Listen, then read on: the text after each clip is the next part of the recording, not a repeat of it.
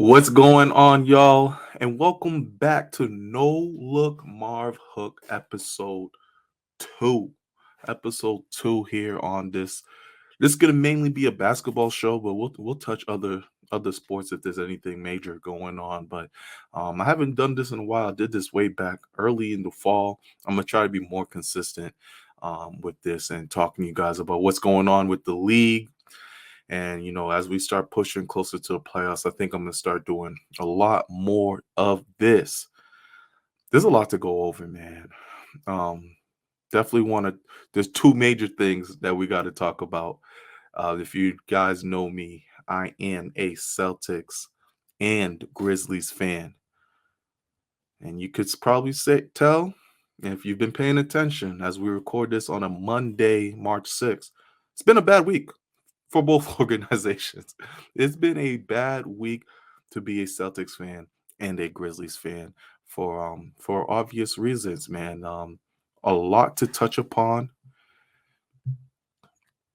There's a lot of opinions out there right now. Let's jump right into when we're talking John Morant. Big story around the league.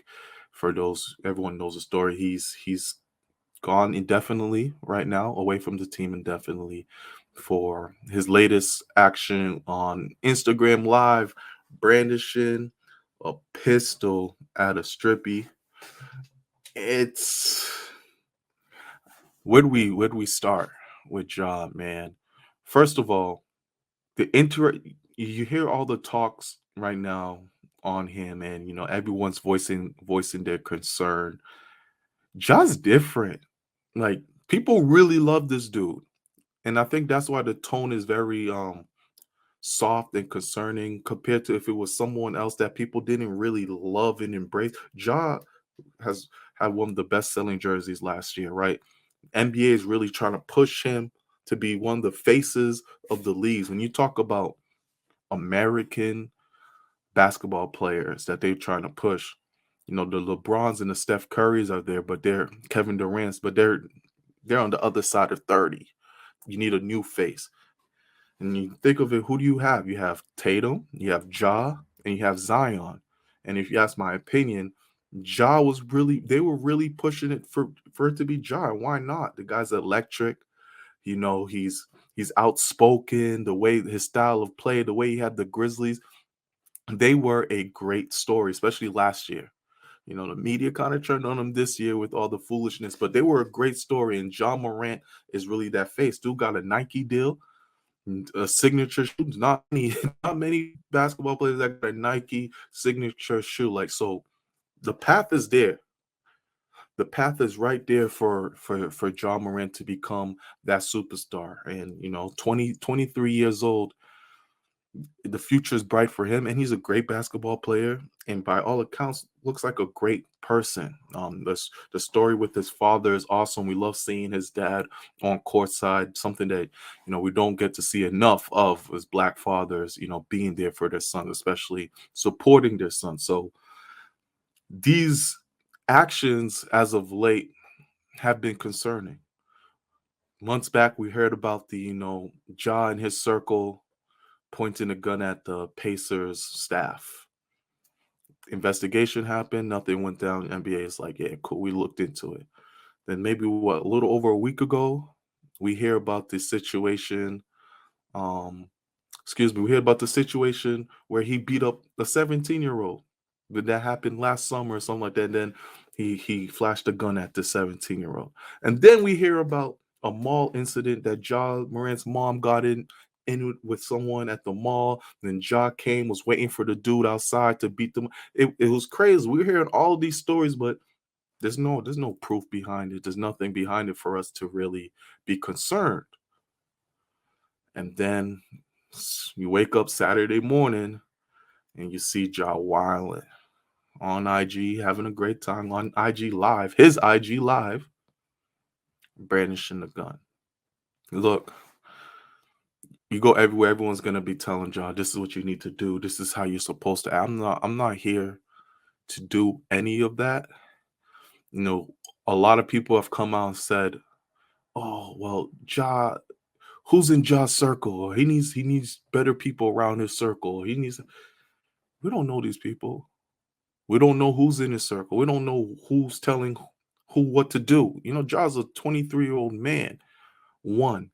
Two, I suggest everyone goes and watch Jalen Rose's clip on I think it was like Saturday evening, ABC Saturday evening. He spoke on the John Morant situation. He brought up something very vital when he was saying how when you make the money in the household, no matter if you have parents, no matter if you're the youngest or the oldest sibling, you become the breadwinner. You're the head of the table. When you come up with this such money that John Morant's coming, you are the head of the table. You make the decisions. You are the one. No one can really tell you no. No one can tell you no. You make the decisions for the household. So yes, he has parents. Yes, he has people around him. But who's to say it's not John making these decisions? We always hear about moms, right? If mom sees that there's four kids and they all get in trouble, all four kids of their moms are gonna be like, oh, you need to separate from that group. The word is you need to separate you, but all four of them are doing it. So who's really, is it the group or is it the individual? That's what I'm trying to say. I don't like the narrative that's going on of the circle, or the someone that's in his circle needs to. At the end of the day, it comes within itself, and I love that. I was, after the reports came out and the IG came out, Ja was really responsible, and he spoke on it.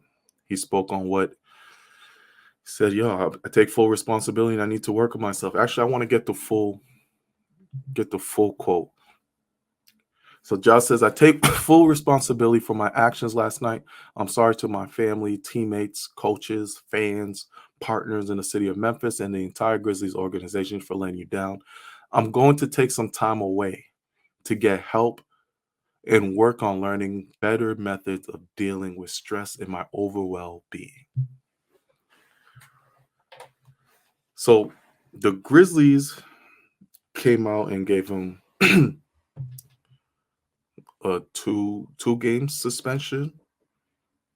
They said at least 2 game suspension. Josh says he's going to take some time away from the team. From the sounds of it, and this is just my opinion, I don't know anything, I don't think Josh coming back this year. And that's heavy to say. Grizzlies are the number 2 seed, but this is beyond basketball.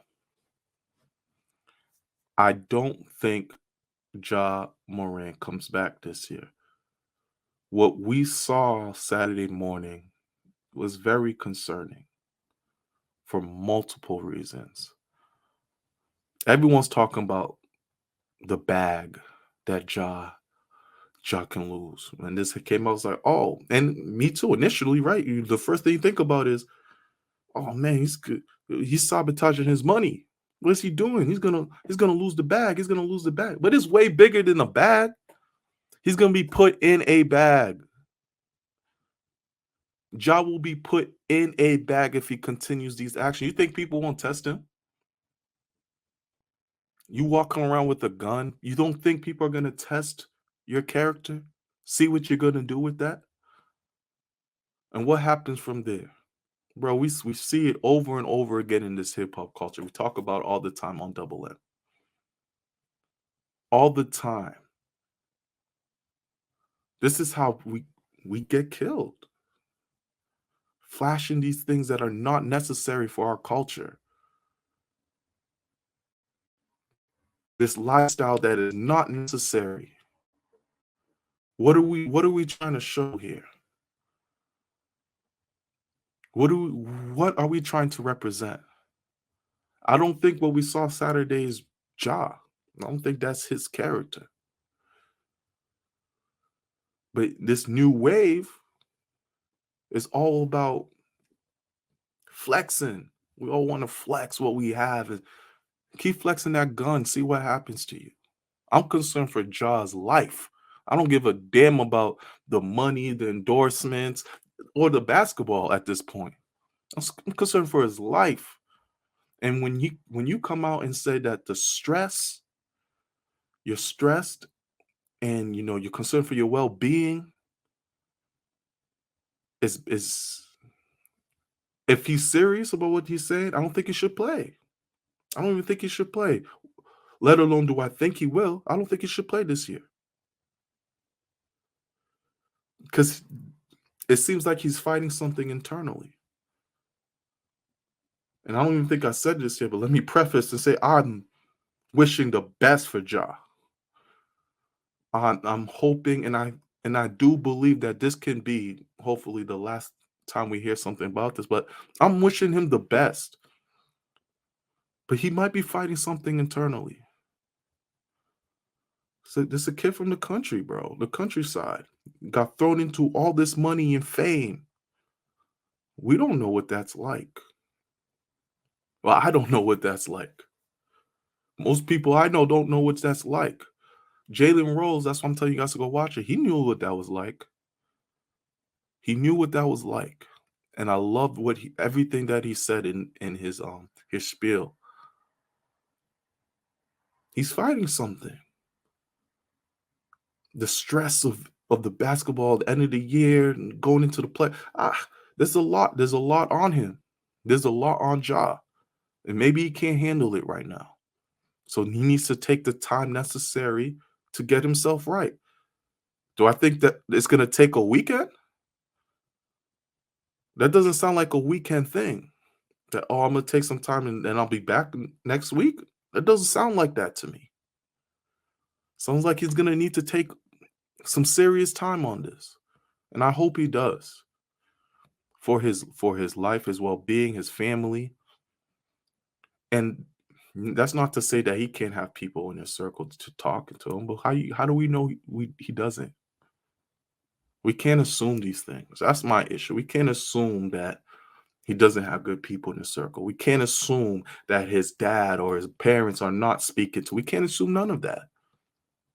This is an individual. That was Ja Morant's IG.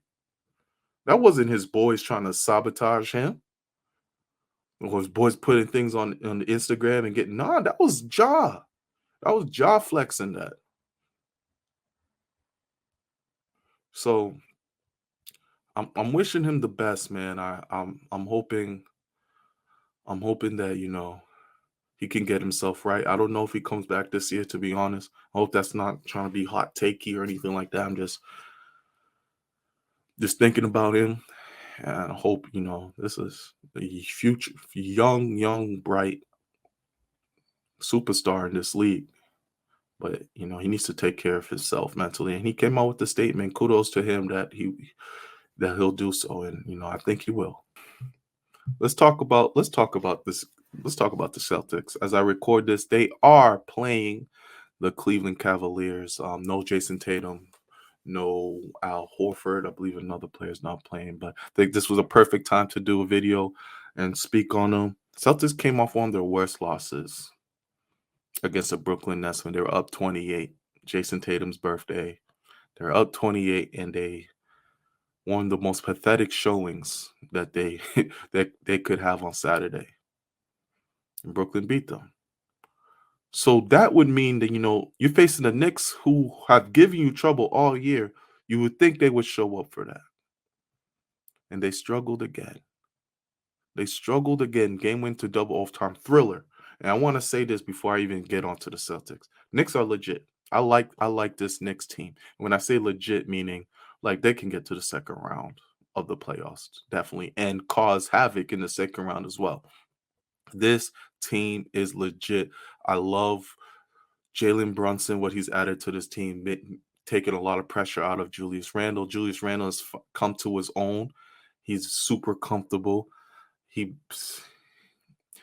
going to be interesting to see how he does in the playoffs off of last year. But I like with Jalen Brunson should be good. And quickly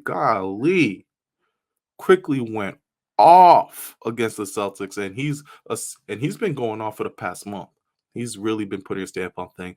Probably a 6th Man of the Year candidate right next to Malcolm Brogdon. Let's see how both of them end off this year. But I like this team. Josh Hart, Love the addition of Josh Hart. He's a guy I always wanted the Celtics to get. Can guard the guards, can guard wings. One of the best, or probably the best guard rebounder in the league. Tough nose, can make big shots.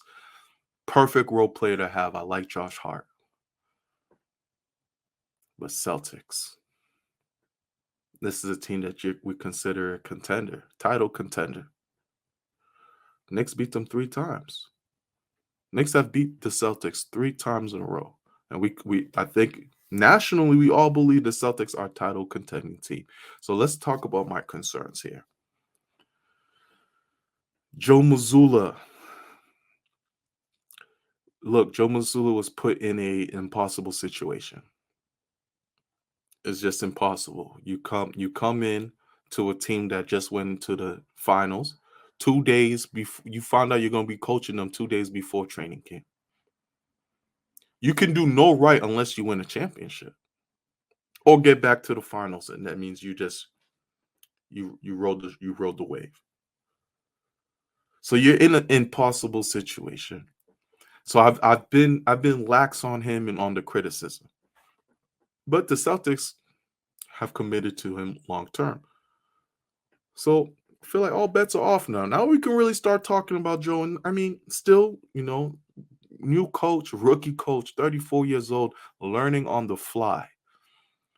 But there's some mistakes that are happening in March that I don't think should be happening in March. We can all talk about the timeouts. Timeouts, I mean, that's obvious. It's the most obvious thing, right? I'm not going to come on here and give you guys the X's and O's. 8-year-olds who watch basketball can understand how important timeouts can be on stopping a run, setting up a play.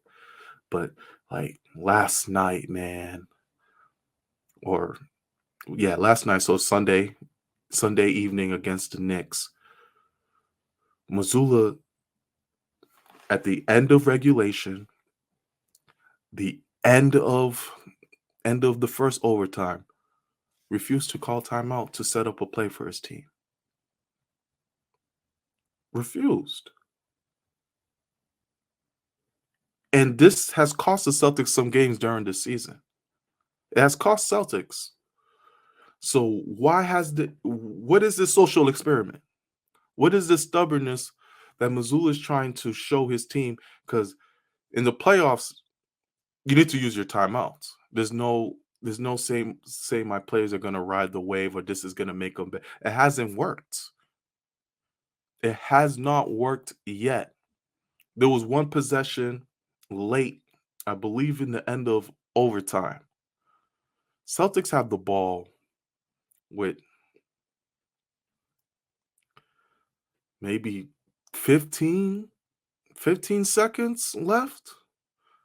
JB has the ball in his hands, and he's just grinding down the clock. So it looks like he's going to be the one setting up a play. He's going to be the one who's going to take the last shot. Gives off the ball with 4 or 5 seconds left to Jason Tatum and has him make a play. That's not enough time. It brings this team nowhere. Why not drop a play there? Why not get a quality look? There was another time when Tatum has the ball and and Mazzulla's letting them go. Tatum sets up the play. Grant Williams doesn't know where to go. Grant Williams is lost, so he forces himself to call a timeout. 10 seconds wasted. These are critical issues you cannot have in the playoffs. Call a timeout. Get your team settled. Call a play. You live and die with the results, but at least your team was set up. I didn't mind the last play of the game in double overtime where the ball went to Horford and he had to shoot the 3. He was making that all night. He had 6 of them. He was making that all night. But at some point, you're going to run out of gas. Set your team up. So the timeouts is obvious. I mean, I don't listen to Boston radio, but I know they're probably going crazy over that. Rotations. I'm gonna give Mazzulla a little slack on rotations due to the fact that he's He just got the starting five together. They only played 180 possessions together, and when we lost them again. So he's still trying to figure that out. But Derek White's been the third best player on this team. Derek White has been the third best player on this Celtics team, and he just doesn't play in close out minutes. You got to figure something out. You have to switch things up. And what is it about the NBA that once it becomes overtime, nobody does subs unless they foul out? Is that like an unwritten rule? Once they reach overtime, I've watched a lot of overtime games now. I've been watching NBA heavily this year. I was just because it's so exciting. But no team makes any subs during overtime, excuse me. No subs at all. It's like you're sticking with this lineup. Why? Why is that? Can we switch things up a little bit? Make some substitution. Besides the point, I think Derek White needs to get more looks in the end of games.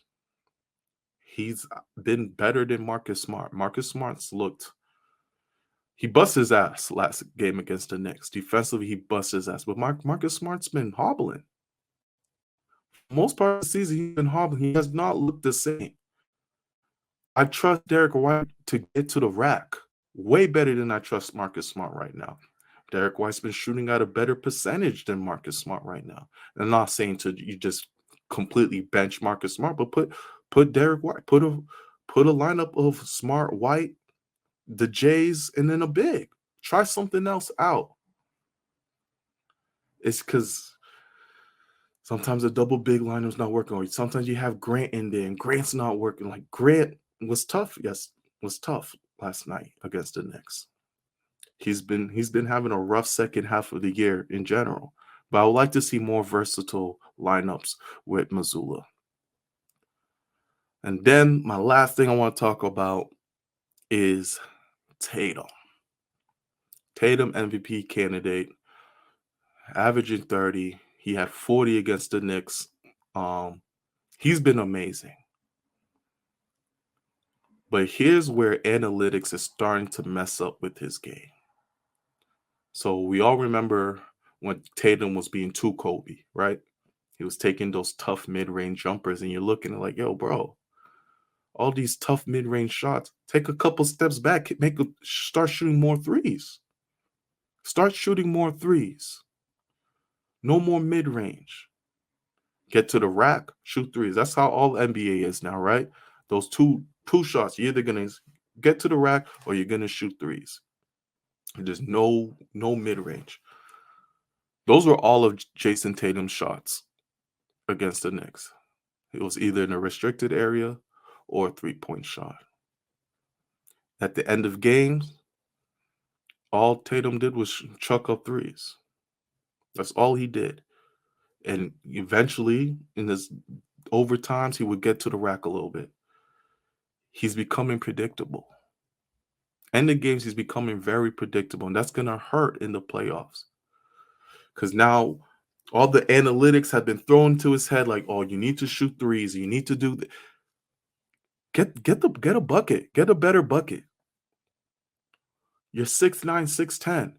If you can back down a defender and get into your mid-range bag and get a high percentage shot, I take that over a low percentage sidestep three. Any day. This is why Jaylen Brown is a more effective player in end of games, end of regulation, because you don't know what you're going to get from Jaylen Brown. He has a versatile bag when it comes to shot making. He can get you inside the post. His mid-range, he takes tough mid-range shots, spinning around.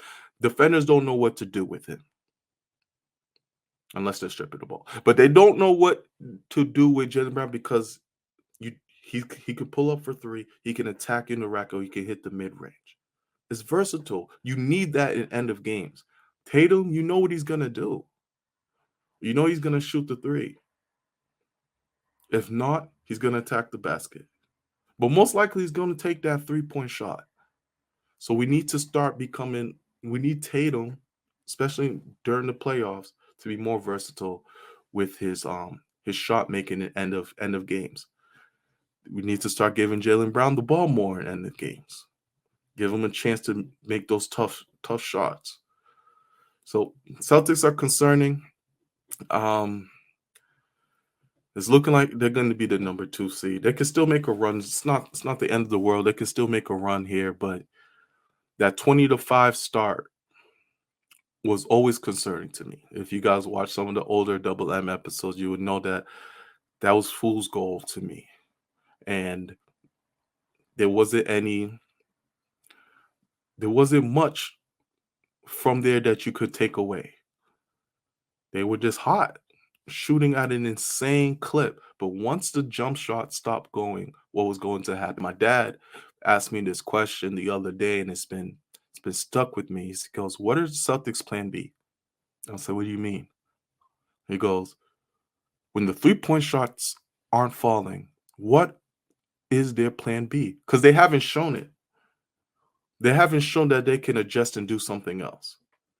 It's just shoot more. I mean, their head coach keeps saying, shoot more threes. Keep shooting. Keep shooting. So it's gonna be really interesting to see how the Celtics end off this year. But those were a little bit of my concerns after the next game.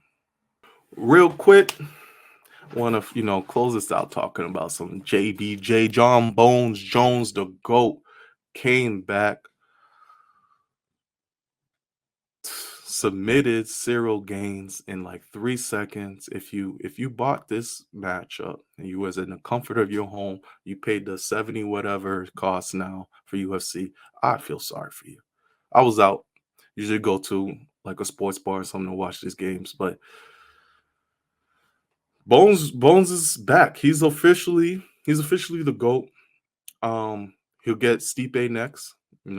Well, he gave credit to Stipe, calling him the GOAT of heavyweights. I think that's going to be a good fight. I thought, Gaines was going to be a tougher opponent, and Gaines was shocked himself. He didn't know what to do when he saw. If you see the face, he's just shocked. He didn't know what just happened to him. So I'm disappointed in Gaines for that. But moving on to Stipe, I think that's going to be great. And if Bones beats Stipe, I know Ngannou said he'll never come back.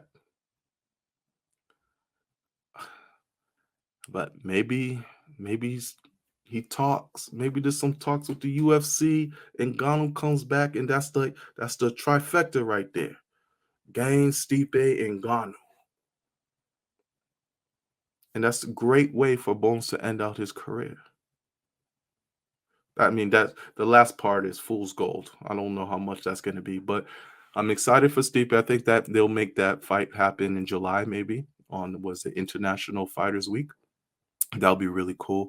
I want to give my top 5 UFC fighters. Number 1, we got JBJ, John Bones Jones. 2, GSP. 3, Anderson Silva. Once you get to 4 and 5, it gets tough. I want to put Khabib at 4 and DC at 5. That's what I'm going to do for now. What do you guys think about that list? John Bones Jones, GSP, Silva, Khabib, DC. I'm wavering on that, the last 2, but the top 3 solidified. Let me know what you guys think about the other 2. Lastly, I wanted to talk about Chris Rock's Netflix special, Selective Outrage. Obviously, it's nothing to do with sports, but we'll call this Mises Corner or something. There's a lot of backlash. Chris Rock's getting a lot of backlash on Selective Outrage, which makes me even love the title even more, because what is the backlash on? It has nothing to do with anything else he said in that special, but the last thing he said when he attacked Will and Jada. I'm gonna tell you guys right now, I have no problem with what he said. I had no problem with what he said, what he did. Is the man not supposed to say anything? Oh, he could have taken the classier route. You didn't get smacked. You didn't get smacked on national TV, and something that like was unprecedented. You can't ask anyone else how they would feel because that never happened to anyone else. I don't remember anything like this happening. This ain't reality TV. That was real. So Chris spoke how he felt. Yeah, he called Jada the B word, called Will the B word many times. So, so what? That's how he felt. The man can express how he feels. Some people are mad. Well, it wasn't even funny. So if it was funny to you, it would have been okay. That's what I want to put out there. If it was funnier to you guys, would it have made it right? The man wanted to express himself, and he was pissed. You don't call. I will never call a woman on her name and use the B word. I will not do it. Chris Rock was pissed. He wanted to let it be known he was pissed about it, and he's not happy with it. So he spoke his truth. No issue with it. How he handled it, I have no issue. That's how he feels. That's how he feels. Hey, sometimes you gotta you gotta stay away from grown people's business. That man felt that way. We gotta just let it be. That's just my quick thoughts on the Chris Rock selective outrage. The special itself, not one of his best. I'm a Chris Rock fan. That's not one of his best. But you know why we all watched. We want to see what he was gonna say. He said what he said, dropped the mic, and kept it moving. Hopefully, everyone else from now can keep it pushing. I don't see him going on no press run talking about it or anything like that. He did his special, and he's gonna move on. Will Smith's gonna move on. Simple as that. But appreciate everyone, man. This is No Look Marv Hook episode 2. Definitely would love some feedback. Hey, what you guys think? I want to do this more. Definitely want to do this more. It's a lot of teams that we didn't get to touch on in basketball. Like I would tell you, I've been following the league very hard this year because this has been super exciting. I think these last 16, 15, 16 games that we have left are going to be amazing because everyone's pushing for a top seed. No one wants to be in the play-in. It's going to be fun. It's going to be really fun. So stick with me. We'll get more episodes out here. No Look Marv Hooks, DJ Meets from Double M Media. I appreciate you guys rocking out with me. Thank you for tuning in to Double M. Please make sure you like, comment, share, and subscribe all the content that we're bringing at you. Double M to the moon.